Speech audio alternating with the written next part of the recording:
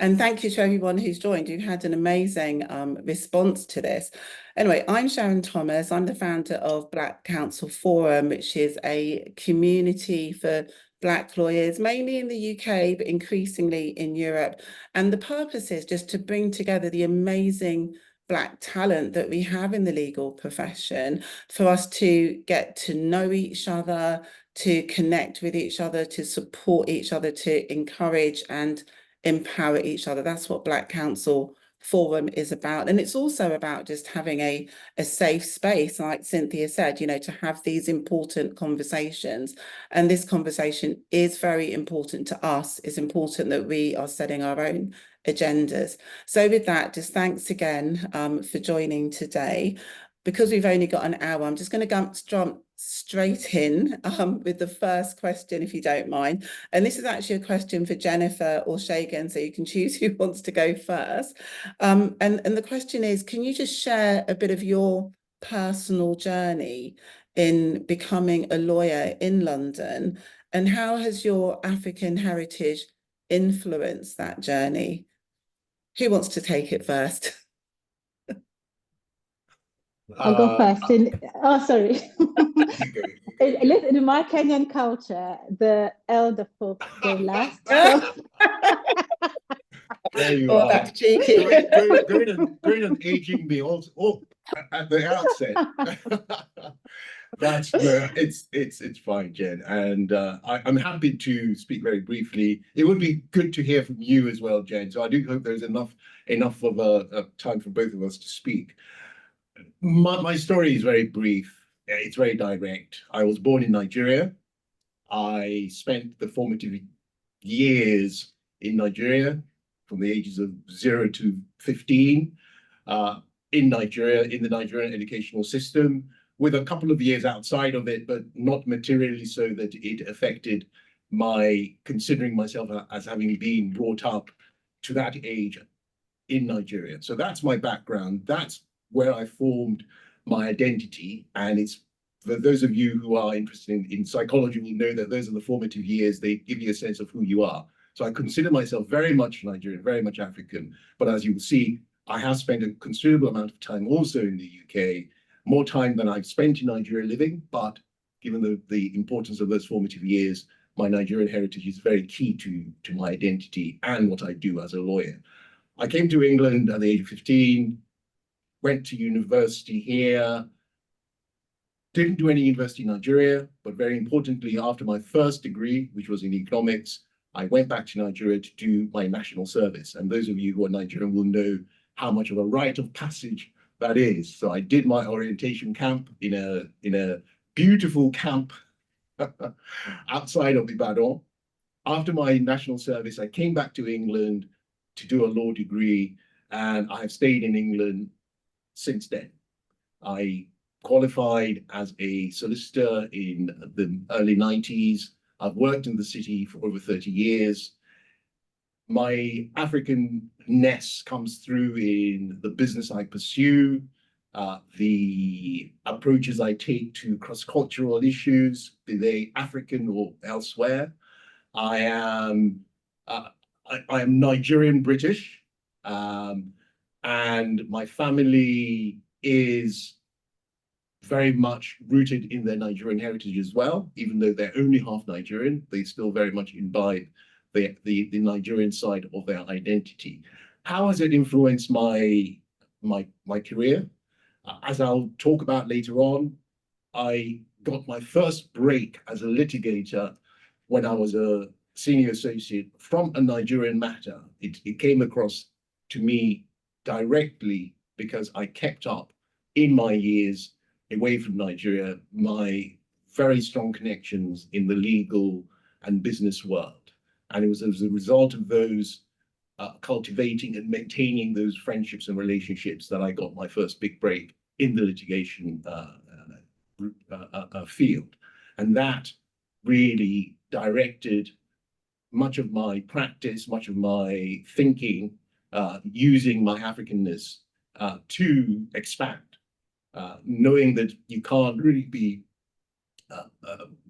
in the city anyway at that time, just focused on one sector or one market. You've got to have a very broad approach. But as I said, the platform I've built as a lawyer, came very much from my my African heritage, and it continues. It's a significant part of what I do.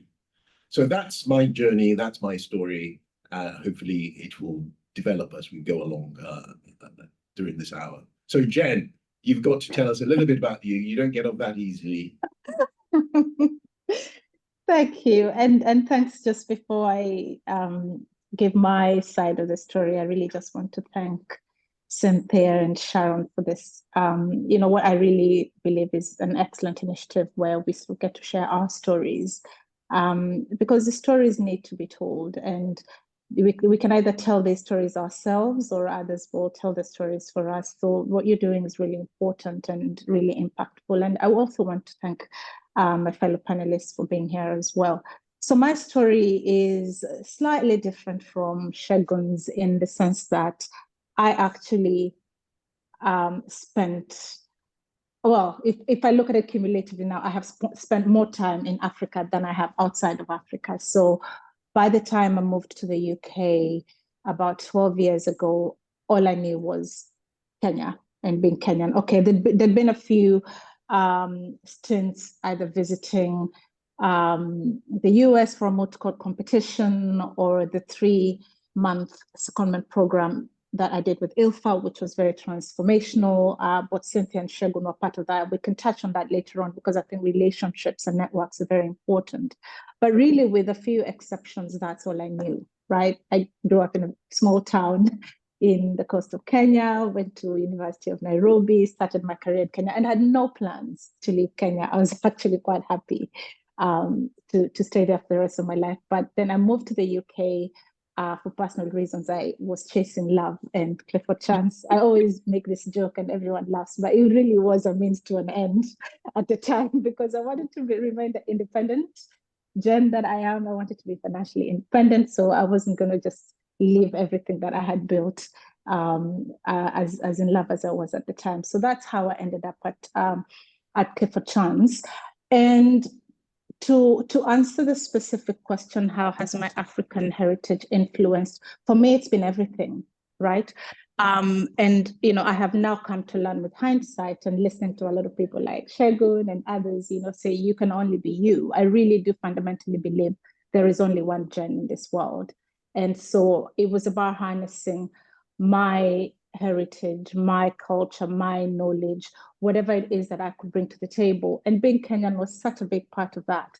So much so that for me, it was a no-brainer to join the Africa group when I joined Clifford Chance. And, I remember at the time, the timing was actually quite fortunate because this was kind of post-financial crisis and, investors were beginning to ask international firms what they knew about, the African market. So there was a bit of I should say, serendipitous kind of situation there. But I saw the opportunity and I realized actually there is something that I can offer. I became Kenyan, Zimbabwean, Nigerian, I became all of Africa at once just because it was such few of us. I think I probably was the first lateral hire into Clifford Chance London corporate from Africa. So there wasn't really anyone else. So when there was a deal in Zimbabwe to be done, I was that person who suddenly knew Zimbabwe, et cetera, et cetera.